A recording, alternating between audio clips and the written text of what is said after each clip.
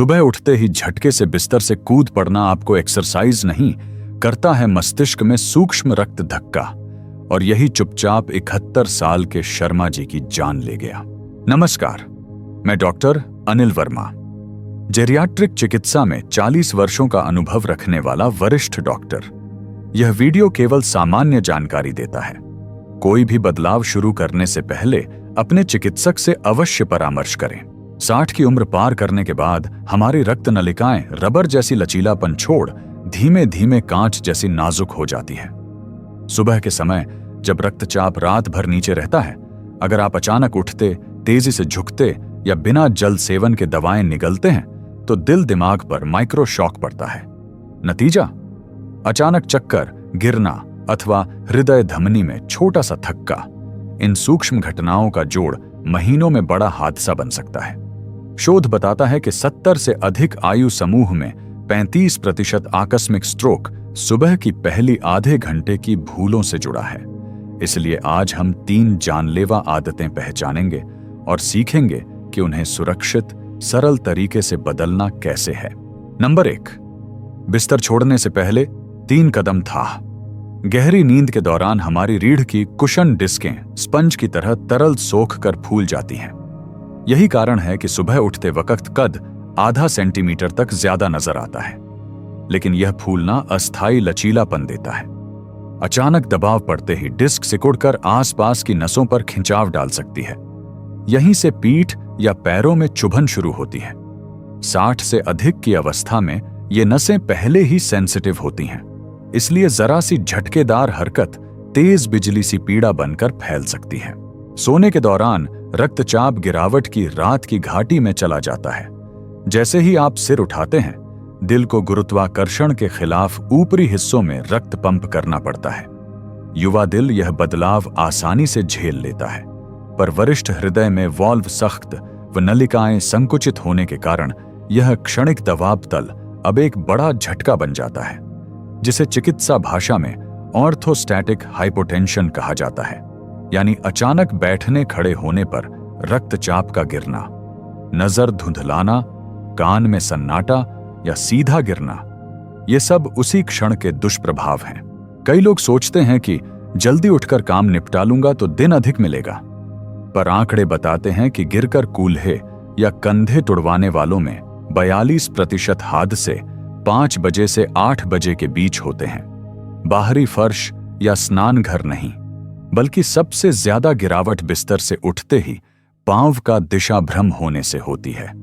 अतः 3 कदम था सुबह की उस सूक्ष्म लेकिन निर्णायक खाई को पाटने का सरल वैज्ञानिक तरीका है। कैसे करें? पहला कदम, करवट से रीढ़ सीधी करना। जागते ही घबराकर पेट या पीठ के बल से सीधे उठने के बजाय धीरे से शरीर को दाएं या बाएं करवट में मोड़ें।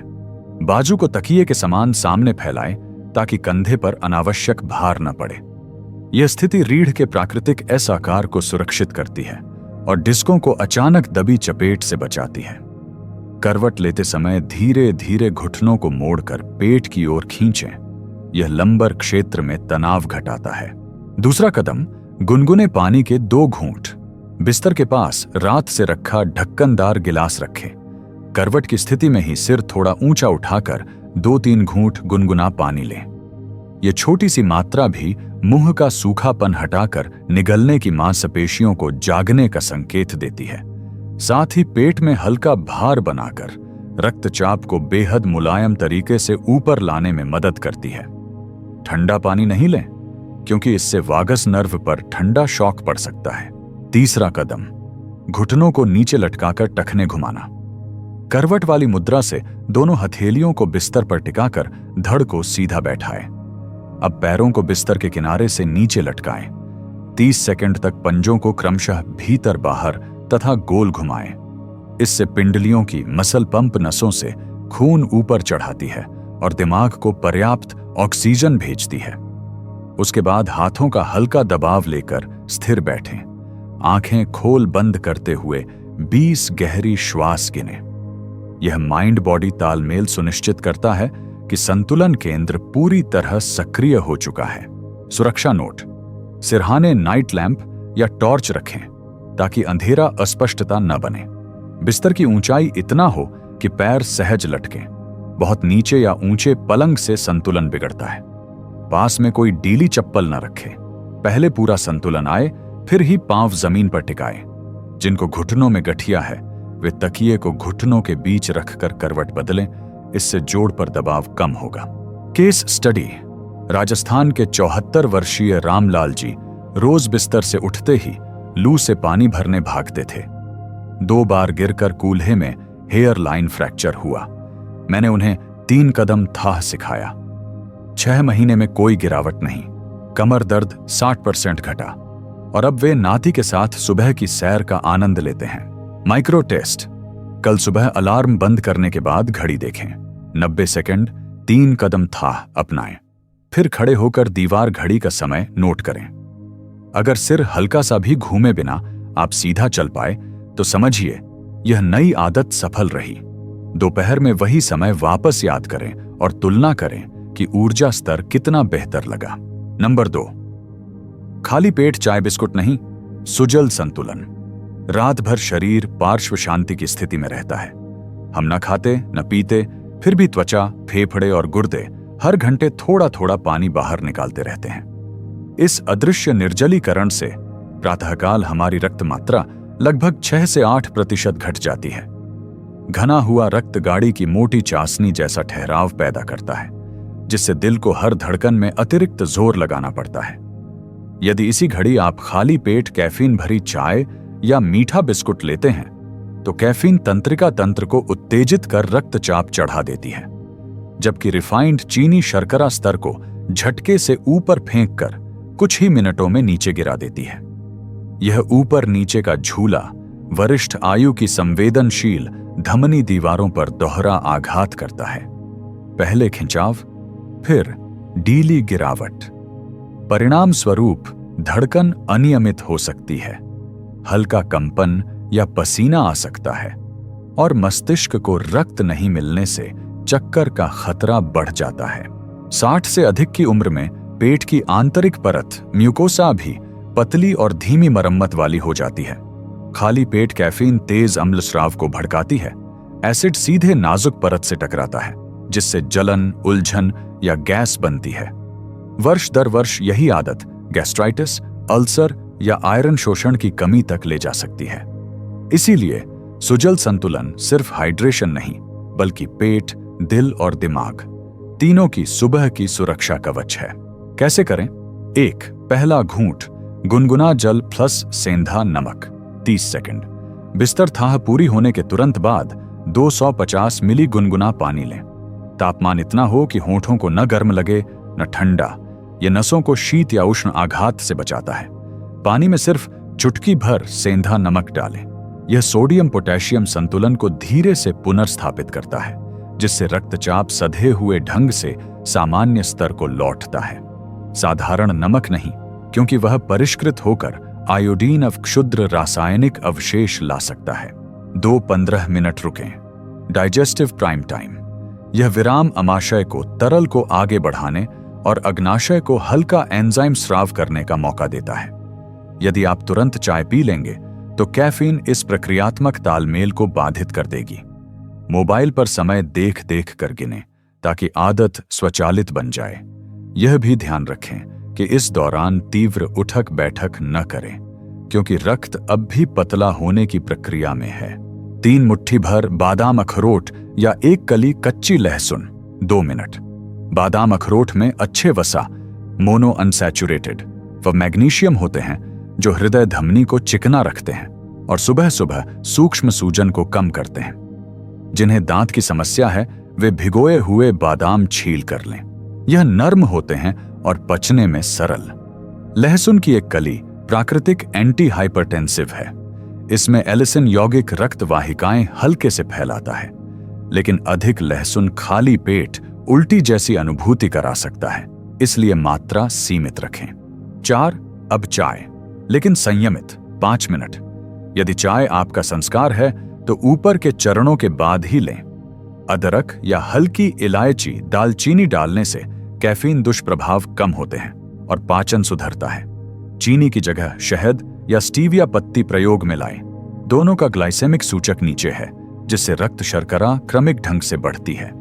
चाय के साथ बिस्कुट की आदत बदलने के लिए ओट्स या बेसन से बने बिना चीनी के सीनियर क्रंच घर पर तैयार करें। रिफाइंड मैदा बिस्कुट में छिपे ट्रांस फैट धमनी कठोरता बढ़ाते हैं। दवा समय का सुनहरा नियम। चिकित्सक ने यदि सुबह खाली पेट दवा अनिवार्य बताई है, तब भी पहले 2-3 घूंट पानी लेकर 3-4 मिनट बैठें। इससे गोली अन्न नली की दीवार से नहीं चिपकेगी और अम्ल आंच कम होगा। ब्लड प्रेशर, थायराइड या डायबिटीज की गोलियां अक्सर भोजन के साथ या बाद में भी प्रभावी रहती हैं। डॉक्टर से समय बदलने की संभावना पर चर्चा करें। 6.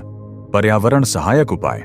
शयन कक्ष में छोटा ताम्र पात्र या BPA रहित बोतल रखें, ताकि रात भर पानी तापमान के अनुसार तैयार रहे। सर्दी के मौसम में थर्मस रखें। बहुत ठंडा पानी बुजुर्ग गले के स्नायविक मार्ग पर आकस्मिक संकुचन ला सकता है। फोन पर सुजल संतुलन नाम से अलार्म लगाएं।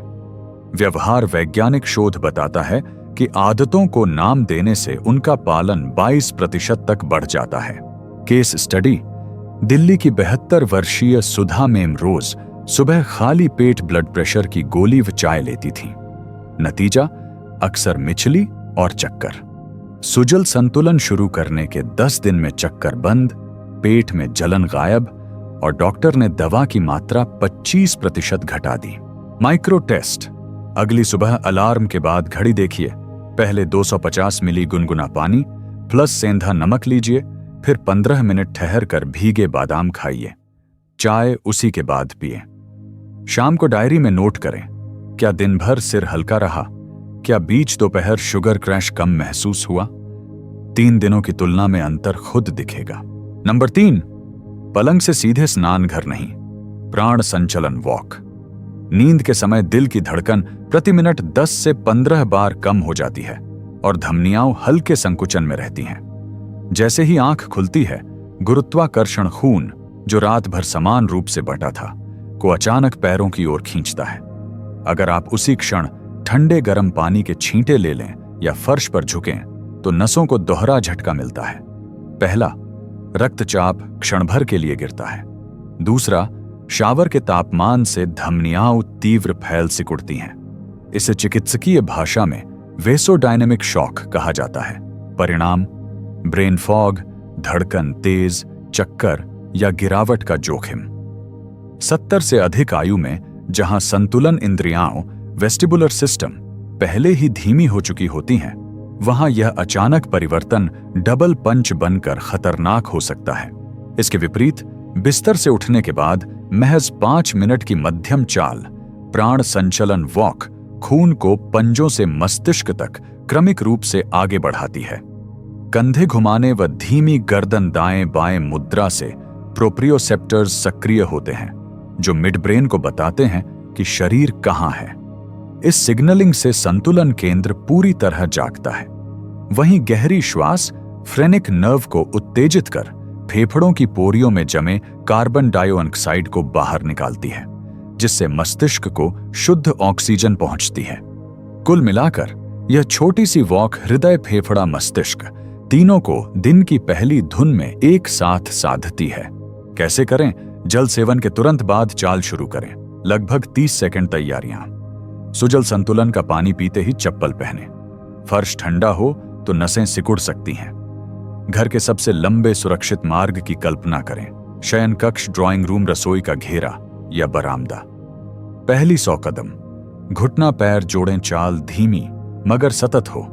हर कदम के साथ एडिटिव पैर जमीन पर पूरा टिकाएं। इससे पिंडलियों की अमसल पंप गाढ़े खून को ऊपर धकेलती है। हाथ पैरों की लय में हल्के झूले में रहे। इससे कंधे व कलाई जोड़ों का स्नेहन, लुब्रिकेशन बढ़ता है। दूसरी 100 कदम। कंधा गर्दन गतियां जोड़ें। चलते चलते दोनों कंधों को पीछे घुमाएं, फिर आगे। कुल 8 चक्र। फिर गर्दन को दाएं बाएं 30-30 डिग्री झुकाएं।